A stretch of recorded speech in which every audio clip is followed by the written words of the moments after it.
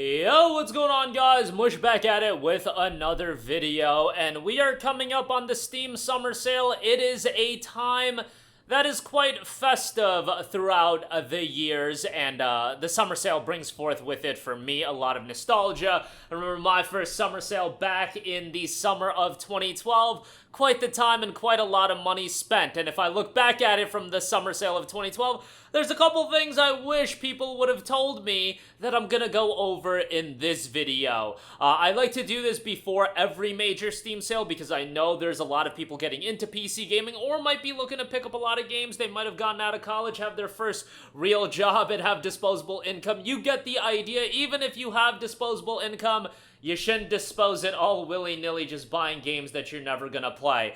Steam, and not Steam's fault, but it really does seem like throughout the years, Valve and different publishers and developers have made millions upon millions of dollars from people buying games that they're never gonna play. And trust me, I have fallen to that. I will continue to fall for that from time to time. I mean, if I look up the games I bought in 2023, there are certainly a couple games that I have still yet to play, but hopefully I'll get around to them. But want to go over 5 tips I think you guys should be mindful of, and let's get right into it. Number 1, and I think it is the most important tip of them all, it is totally okay, you guys. I get it. Come June the 27th, you're going to open up the Steam store. You're going to look at 75% off. You're going to look at 85% off. Damn it, you're going to look at 90% off. And the dopamine rush is real, buying those games discounted. However, remember that it is okay to just skip the sale in entirety and tackle your backlog. I want you guys, and those of you that this is applicable to, look through your backlog right now. Look through the games you have in your Steam library. How many games do you have that you still want to A, play, or B, replay? Currently, there aren't a ton of big games coming out that I really am eager to play. This month in particular, a little bit more quiet for my taste of games. So literally every single game I am currently playing is a replay. And I like to do that all the time. I like to replay games all the time. Do you have games that you want to replay and you want to get to those? Plus you want to get to the games in your backlog? Well, then if that's the case, assess that. And yes, if there's a deal that's super spicy and you want to pick it up, go for it. But the idea of adding 10, 15, 20 games to your cart, spending $150 to $200, yes, while it might look spicy, while those deals might look very attractive, really assess when you're going to get to those games and if it would be better spent spending time tackling your backlog and, I don't know, doing other things with your life. Backlog included, but also prioritizing, you know, your other needs throughout life. That is totally okay, you guys. And by the time you get caught up with your backlog, you finish some games in your backlog, look, the Steam Winter Sale is going to come around. It's not that far away.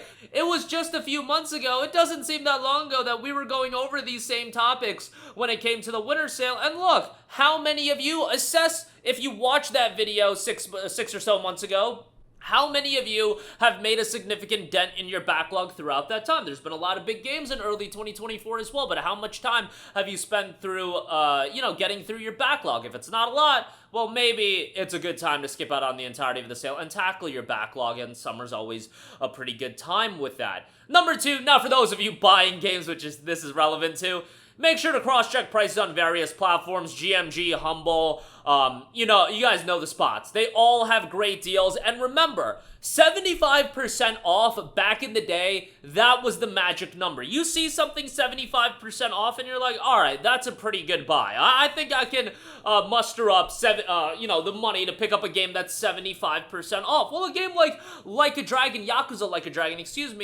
that might be 75% off. Well, 75% off of its $59.99 price point would bring it down to $14.99. Guys, Yakuza Like a Dragon was just in the Humble Choice with Hi-Fi Rush and a bunch of other games for $12.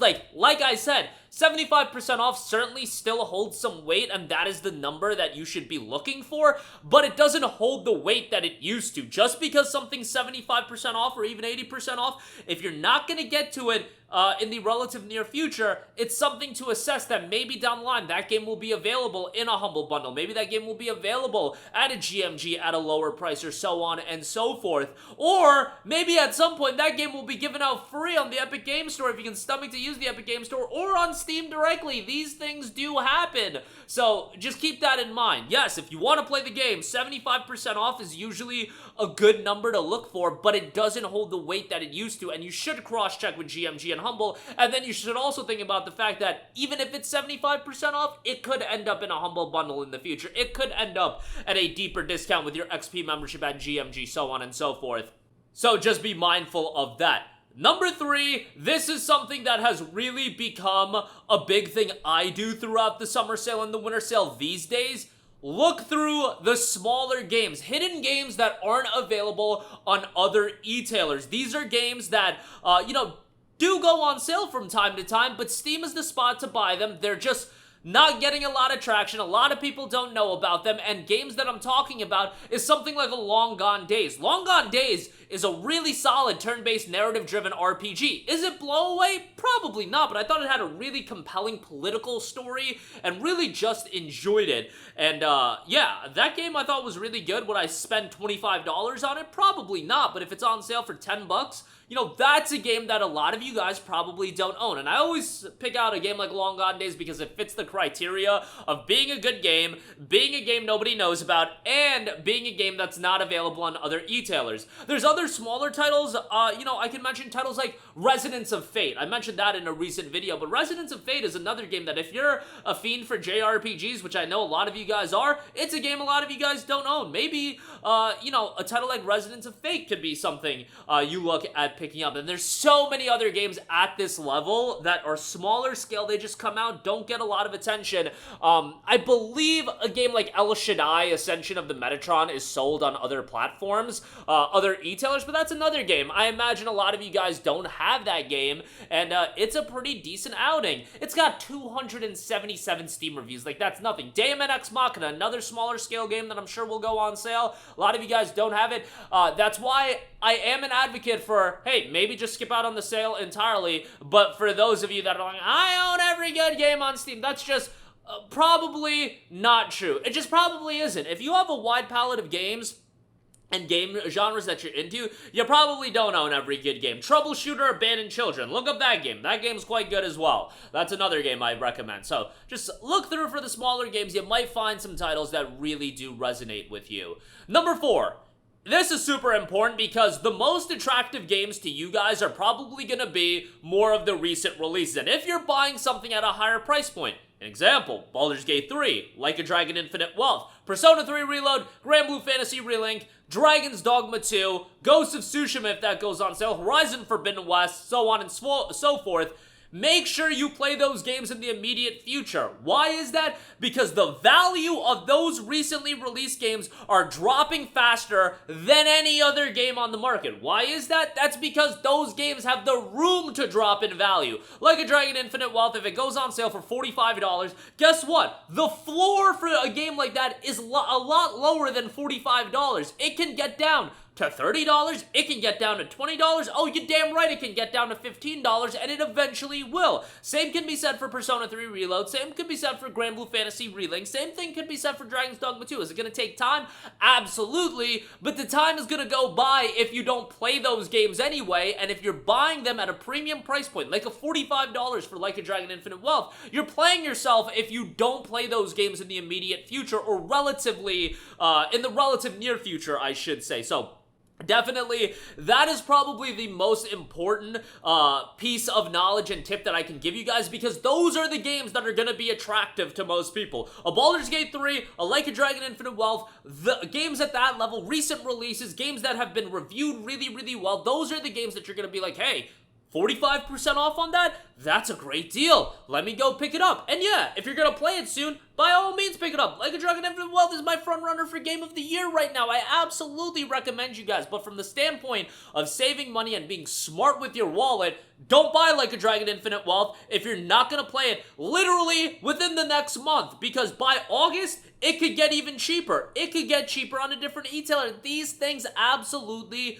will happen. And let's say you buy Infinite Wealth and God forbid you don't play the game in like 3-4 years, it could totally end up in a Humble Monthly. It absolutely could. Like a Dragon just did the first game, so keep that in mind. And lastly, my number 5 tip, again, something that's important for anybody that buys games regularly on Steam. Utilize the Steam wishlist feature. I say it over and over again, but it's worth reiterating at all times. If you see something that maybe the price just isn't low enough for you, or you just don't have the room to add it to your backlog right now, add it to the wish list, you guys. These games come out so often, and I'm telling you guys, because I am a victim to it. I find a game, and I think it looks interesting, I think it looks compelling, and then I totally forget about it because gaming is so what have you done for me lately kind of a business, and I could just go through my wish list right now, and there are several games that I totally forgot about. Look, I recently added a game to my wish list. It's not out yet, but I highly recommend you guys to add it to your wish list as well. It's out next month. Let me just go pull it up because I forget the name of it, but it looks absolutely fantastic.